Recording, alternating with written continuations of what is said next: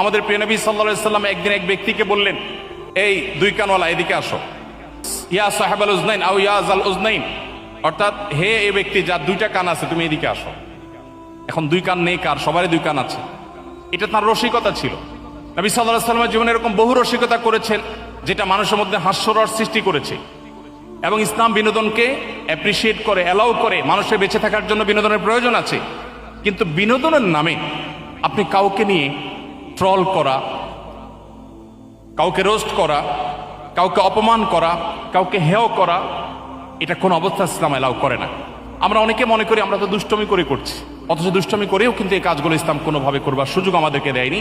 আপনি কারো সমালোচনা করার প্রয়োজন হলে কোরআন সমালোচনার মূলনীতি বলে দিয়েছে, আপনি সমালোচনা করতে পারেন, গঠনমূলক আলোচনা করতে পারেন, কিন্তু কাউকে নিয়ে আপনি হাসির পাত্রে পরিণত করবেন, কাউকে অপমান অপদস্থ করবেন, এটা কি ইসলাম কোনো অবস্থাতে জায়েজ করেনি। অতএব একজন মুসলিম হিসাবে এটা আমাদেরকে খেয়াল রাখতে হবে।